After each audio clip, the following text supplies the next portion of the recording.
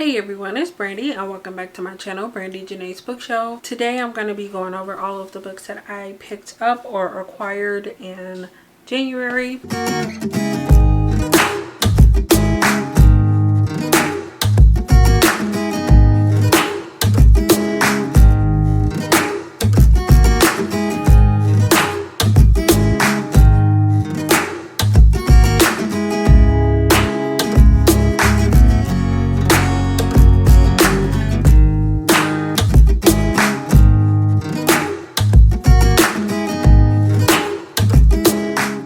Probably mentioned this, I don't know, maybe I didn't, but I have been trying to not buy as many books. I'm just trying to make sure that I am budgeting for several reasons. Like, I'm trying to do stuff, make sure I'm saving up for things that I want, as well as just saving in general.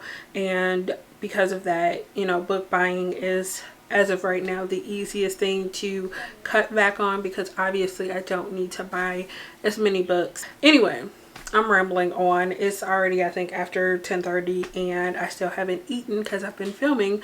So let me get through this quickly so that I can do that. So we're going to start off with the only thing that I didn't actually purchase for myself. This is a picture book basically, and that is For Watch Me by Dorian Richards.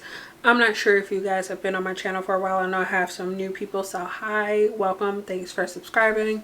But I did read this one last year because I received a copy, or an early digital copy, from the publisher, and they did mention that they were going to be sending out finished copies once they were available. But I thought this was amazing. I love the art style. Thank you so much to Macmillan for sending this my way. And then pretty much everything else I picked up for myself. I was being really stingy with with picking up things because I wasn't gonna really order anything, but then I saw a couple mangas. I was like, okay, maybe. So I'm gonna start with those, and I'm just gonna do these, I guess, in size order. First of the manga that I have is Coyote Volume 3 by Ranmaru Zaria. I read volumes 1 and 2 during 25 Days of Manga, which took place in December. And then I also picked up Fire in His Fingertips Volume 2 by Kawano Tanishi. Continuing on with my adult manga, since the last two were both adult. The next one that I have is An Incurable Case of Love Volume 6 by Maki and Joji.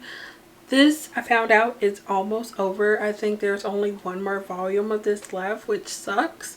But in a way it's kind of good because, you know, I get to bring this to a close. But I picked up volume 6. I'm debating on whether or not I want to wait until volume 7 comes out and just read the last two volumes together, just so that, you know, it could be a full wrap up.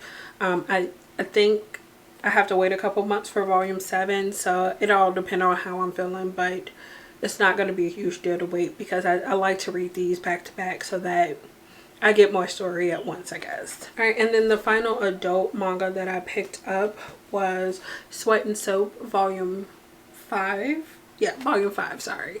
By Kintetsu Yamada. I'm pretty sure that this one is also coming to an end soon as well. The next manga that I have is one of my, technically YA, but this would fall into the shoujo category, I'm pretty sure. And this one is Prince Freya Volume 4.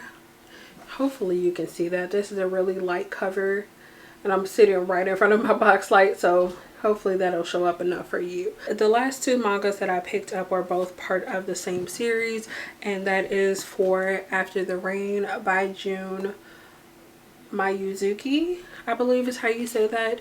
And I'm pretty sure that this one is another shoujo title. This is one, I believe, that's an age gap romance, but I don't know for sure if it actually turns into a romance. But I know this follows this teenage girl who has a part-time job, I believe, and she falls in love with her boss. The girl who was talking about the series mentioned how, although the guy acknowledges her feelings, he encourages her to go and be a teenage girl. So I figured I would give this story a try because it sounds like something that I would be into. And I wasn't going to pick it up at first because I was like, oh, those are expensive. But I found out this is actually those omnibus editions. So this is actually 2 volumes in one. So I picked up volume 1 and volume 2. I should do it that way. And volume 2. So this is technically 4 volumes of manga here. And then moving into the last 4 books I guess I have to talk about. So the next one that I'm going to talk about is Lore. This is actually really heavy by Alexandra Bracken. This is a YA novel that I actually got in my January Outcrate box. I was already really interested in the book, but I wasn't gonna like pre-order it at first. I was just like, you know what, I don't need it at the moment, I'll just wait. Then I found out it was coming in the Outcrate box, so I figured that I would just go ahead and get the box, and so that I can get like a signed copy. And the last 3 books that I picked up are all kind of impulse buys for me. The next one that I have is Remote Control by Nnedi Okorafor. I had just read her novella series, the Binti trilogy, and I fell in love with that. I wanted to request it so bad, but my NetGalley score was terrible, or it still is terrible, so I didn't want to waste their time by requesting it, so I just pre-ordered a copy. The next one that I picked up was Amari and the Night Brothers by B.B. Alston. This is a middle grade, and I saw Ashley from Bookish Realm talking about this one, and I was just like, go buy it right now. I had already been interested in it. I had seen it around, and I was just like, I'm gonna keep my eye on it. But after hearing her talk about it, I was just like, okay, I'm not even gonna wait, I'm just gonna order it. And now it's on my TBR for the month, if you haven't seen that video that I posted earlier this week. And then the final book that I picked up in January was Wings of Ebony by JL, and this is a YA fantasy. I think this is more so urban fantasy, but this is another one that I actually heard several people talking about. This one, there was one I was like, I'm gonna keep that one on my radar. It sounds like it's gonna be really good. And then after hearing reviews, I was just like, okay, just go buy it, just go buy it. And what I didn't know is that all of the first editions, I guess, were going to be signed, so I have a signed copy. Surprisingly, that's it. And I say surprisingly because I know my hauls in the past have been like 20 plus books for no reason. So I'm proud of myself that I managed to keep it to this amount of books. I know for sure that I did technically order, I had one of the subscription box that I signed up for, but I literally got this shipping notification on the 30th, I think, that it was being sent. And the last time I checked, well, it still said that just the shipping label had been printed. It hasn't moved. So that one has 3 more mangas in it, but I'll just be doing an unboxing for that one next month and showing those off in a book haul next month. And then I did also order a special edition of a book from Fairy Loot as well, but once again, I just got the shipping notification for that one. I have no idea when I'm going to be getting that one. It's coming from the UK too, so it might get here this month, it might get here next month. I have no idea, but it's coming, and I'll show it off whenever I get it.